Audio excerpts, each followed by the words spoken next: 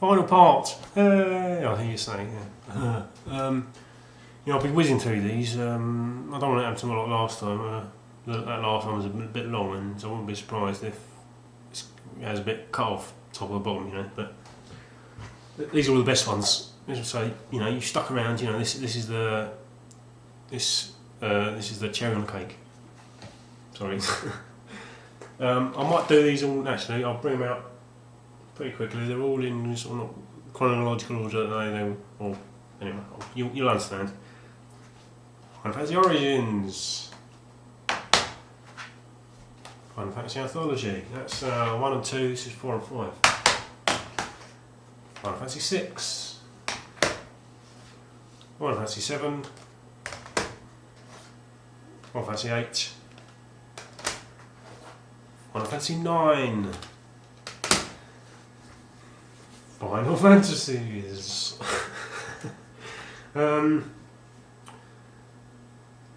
Half of these were bought new. Half of these are eBay purchases. I think no. Origins, Anthology, both eBay purchases. 6, 7, and 8 were bought new, and this was a computer exchange purchase actually. Origins I've not played. Anthology I've played a good way into 5. I was playing almost simultaneously with a really good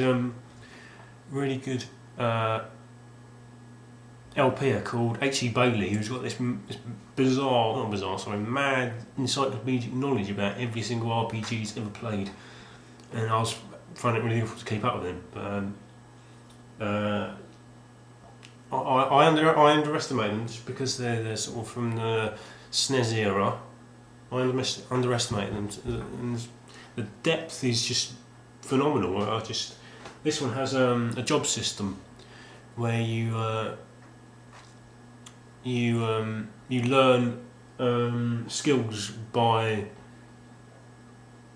what class you are, and sort of the variation and the depth is huge. But watching vids of this just straight through to the end, it's pretty mind blowing how much they've got in it, because obviously they look pretty basic and you can underestimate them just by how they look. But that's because they're all pretty much the same game engine. I think 1, 2, 4, and 5. I don't know what happens to 3 in Power Regions. I know there's some sort of bizarre thing. It's slightly different in America. I don't think we've quite got the same packages. But like I said, I've only played number 5 out of those. Really enjoyed it, but for some reason I have difficulty finishing games.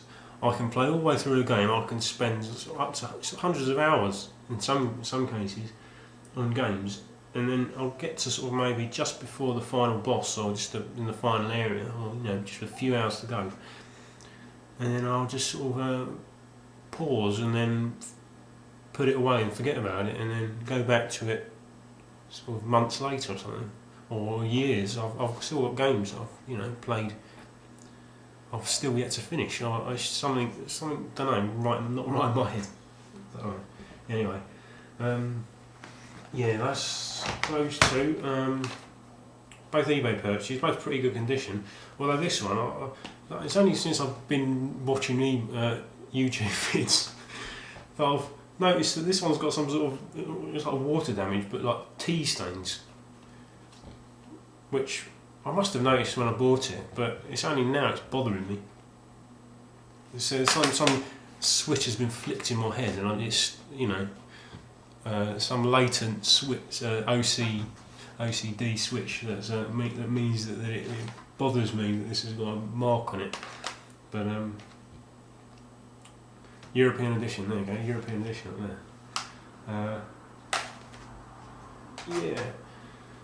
Number 6, bought this brand new. This is another one I've played about halfway through, and I seem to remember it being quite tough. Again, it looks very similar to. I think it's the same game engine as those other two, the other two, but Again, it looks slightly better than the others, slightly more sophisticated. Yeah, they've all got additional FMV sequencing, obviously because of the extra space on the disc. Number 7. This was the only game I've ever bought from launch. I took the day off college to go and buy this from Game on Oxford Street. In the morning it was released, and I got a free T-shirt with it. And I don't know where the T-shirt's gone. I should have kept it. I think it's a really cheap, nasty T-shirt. But, yeah. This is another one. I played this when I didn't know about level grinding, so I got all the way to the end and beat the first incarnation of Sephiroth and got to number 2. I think it's 3, isn't it? Got to 2, and he was just like sort of swatting me away like I was squashing me like I was a fly. And I think I just realised that it was never going to happen and gave up. And I think I've lost that game save now anyway. But do I need to really say much about Final Fantasy VII? This is probably my favourite of all of them. The sun's coming out. Bollocks. Yeah, love the music. I'm a sucker for game music, like Japanese RPG game music. Just, you know, it's just, and even like the little sound effects on the menus just really does it for me. Just it's a massive nostalgia rush every time I hear it. That's why I like the later ones, because they reuse them. Obviously, that's a conscious thought, isn't it? But yeah, it's probably one I've played less. Again, this came from New. The friend that I told you about a couple of videos ago, he's played through these more than I've. He used to take a day off college and just sit in his dressing gown and play them. And I think I preferred that one to this one, because this one I preferred this one sort of lost a bit of the charm when they sort of made the character model slightly more adult. You know, slightly. There was more charm in the slightly more naive Final Fantasy VII characters, in the, you know. But you know, that's a minor criticism, isn't it? And this is one that this is another one. I've had 3 copies of this. I bought initially on eBay, and the seller failed to tell me that they were platinum discs and there was no manual, so that went back. I then bought it for £10 in Computer Exchange because I was pissed off, but then that didn't have a manual, and then the discs were a little bit knackered and there was cracks, and then there were teeth missing on the jewel cases. But I actually sold that just before Christmas, and it got 20 quid in pretty bashed up condition. And this one I just happened to find in Computer Exchange, and the price had gone down to £6. So yeah, and this is all complete and a lot better condition, not perfect but better. And probably slightly better than 8, but not quite as good as 7. Personally, this is all personal opinion, because obviously these are Final Fantasy and everyone's got their own opinion. But I did really enjoy it. This is probably the rarest game that I've got. Star Ocean: The Second Story. I bought this when I was at university. I bought it from Blockbuster, and it was ex-rental, and it was a £5.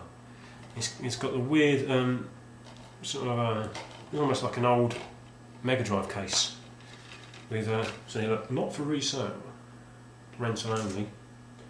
Black discs. So this is an Enix game before they were with Squaresoft, and I had this for years before I worked out that the instructions are on the underside of the the underside of the sleeve. But yeah, this is the rarest, probably the rarest game I own. But that's not to say it's the most desirable, because if you get a slightly less rare standard copy of this, it's obviously going to make more. But it's a nice game. I've not played it as much as I have others because, like I said, I had trouble working out how it works. It's a similar in-game battle mechanic to sort of the later Star Oceans, where it's No, actually, to be honest, I can't quite describe it because I've not really played it enough. But yeah, I'll go over 10 minutes, and I've got the best one to show you. So this is going to have to go into the next video. I'll leave it for my. Yeah. All right. Sorry about that, boys.